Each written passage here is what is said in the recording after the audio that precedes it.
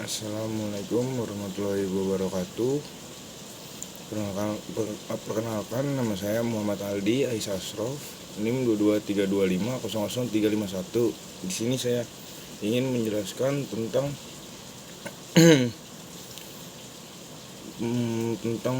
mata kuliah audit. Di sini audit internal itu bukan sekedar mencari kesalahan, tetapi membantu organisasi menjadi lebih efektif, efisien, dan patuh terhadap aturan. Dalam video ini kita akan membahas secara lengkap tahapan audit internal, pihak-pihak yang terlibat, serta fungsi kertas kerja dan laporan audit internal. Yang pertama itu pengertian audit.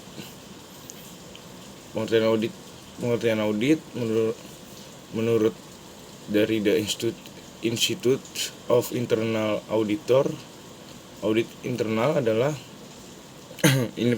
independen dan objektif untuk memberikan assurance and konsultasi yang dirancang untuk menambah nilai dan memperbaiki operasi organisasi. Di sini ada tujuan audit internal.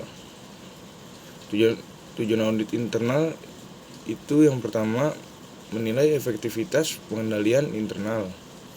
Yang kedua itu mengidentifikasi risiko. Yang ketiga memastikan kepatuhan terhadap regulasi. Yang keempat meningkatkan efisien operasional. Yang kelima memberikan rekomendasi perbaikan. Dan selanjutnya kita akan membahas pihak-pihak yang terlibat dalam audit internal. Jadi dalam pelaksanaan audit internal terdapat beberapa pihak utama. Yang pertama itu auditor internal. Jadi auditor internal itu bertugas untuk melakukan pemeriksaan, menyusun program audit, mengumpulkan bukti audit, menyusun laporan. Yang kedua itu ada audite atau unit yang diaudit. Yang pertama, dia memberikan data dan informasi. Yang kedua, menjelaskan proses kerja. Yang ketiga, menindaklanjuti rekomendasi. Dan di sini yang ketiga ada manajemen. Manajemen itu yang pertama itu menyetujui rencana audit. Yang kedua, menindaklanjuti hasil audit. Yang ketiga, bertanggung jawab atas perbaikan. Dan yang keempat, di sini ada komite audit atau dewan komisaris. Tugasnya untuk mengawasi fungsi audit internal, menerima laporan hasil audit. Selanjutnya kita akan membahas tahapan atau prosedur audit internal. Yang pertama itu perencanaan audit atau audit planning. Itu tahapan awal yang sangat penting. Kegiatan yang dilakukan perencanaan audit yaitu yang pertama menentukan tujuan audit. Yang kedua menentukan ruang lingkup. Yang ketiga mengidentifikasi risiko. Yang keempat menyusun program audit. Yang kelima menentukan jadwal audit. Dan untuk outputnya itu ada audit plan dan program audit. Karena tanpa perencanaan yang baik audit tidak akan efektif. Yang kedua itu ada pelaksanaan audit atau file work. Jadi pelaksanaan audit itu tahapan ini adalah proses pengumpulan bukti. Dan teknik yang digunakan itu yaitu ada wawancara, observasi, pemeriksaan dokumen, sampling, rekonsiliasi, dan uji kepatuhan. Auditor harus mengumpulkan bukti yang cukup dan relevan. Selanjutnya ada penyusunan temuan audit. Jadi di sini setiap temuan audit itu terdiri dari yang pertama itu ada kriteria atau standar yang seharusnya. Yang kedua ada kondisi, yaitu fakta yang ditemukan. Yang ketiga ada sebab itu mengapa terjadi. Yang keempat ada akibat atau dibilang dampak resiko. Yang kelima rekomendasi atau yang dibilang juga dengan solusi perbaikan. Contoh misalnya dari kriteria, yaitu SOP harus mengharuskan otorisasi 2 level. Yang kedua itu ada kondisi. Kalau kondisi itu dia harus ditemukan hanya 1 level persetujuan. Dan untuk dampak itu resiko fraud meningkat. Selanjutnya kita akan membahas tentang exit meeting. Auditor menyampaikan temuan sementara, diskusi dengan manajemen, klarifikasi dan tanggapan. Tujuannya agar tidak ada miskomunikasi sebelum laporan final. Selanjutnya ada penyusunan laporan audit internal. Laporan itu yang pertama itu harus objektif, ya. Yang kedua itu harus jelas, 3 ringkas, yang keempat harus berbasis bukti. Biasanya itu di dalam penyusunan laporan audit itu ada yang pertama pendahuluan, yang kedua tujuan dan ruang lingkup, yang ketiga metodologi, yang kelima ringkasan temuan, yang keenam rekomendasi, dan yang ketujuh adalah tanggapan manajemen. Selanjutnya kita akan menjelaskan tentang monitoring atau yang dibilang follow up. Jadi tahapan ini sering diabaikan, padahal sangat penting.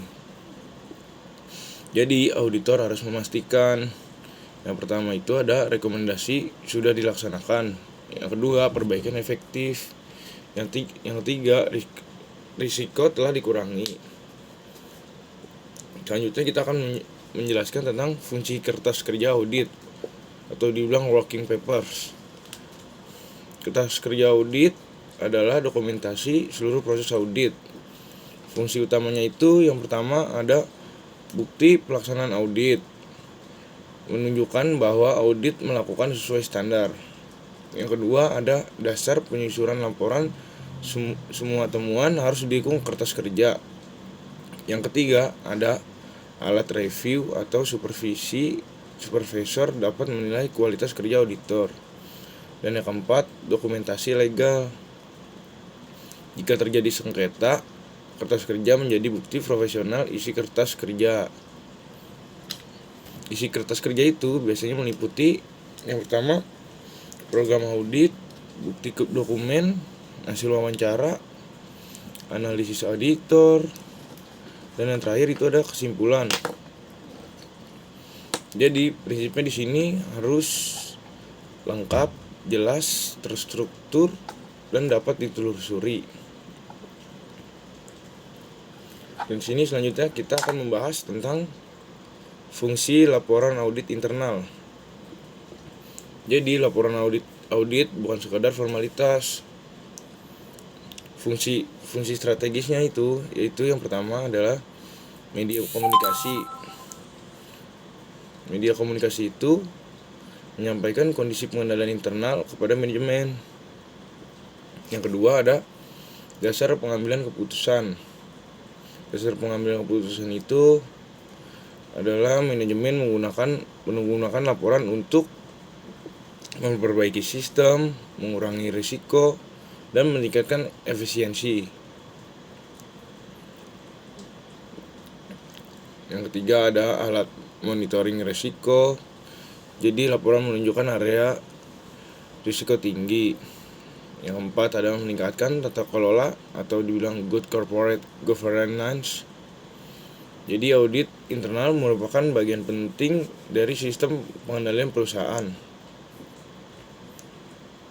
Dan di sini terakhir yaitu audit internal bukan mencari kesalahan, tapi melainkan membantu organisasi menjadi lebih baik. Dengan tahap yang sistematis, dokumentasi yang kuat melalui kertas kerja, serta laporan yang objektif, audit internal menjadi alat strategis dalam meningkatkan efektivitas dan tata kelola perusahaan. Mungkin sekian aja video tentang mata kuliah audit yang saya buat. Terima kasih. Wassalamualaikum warahmatullahi wabarakatuh.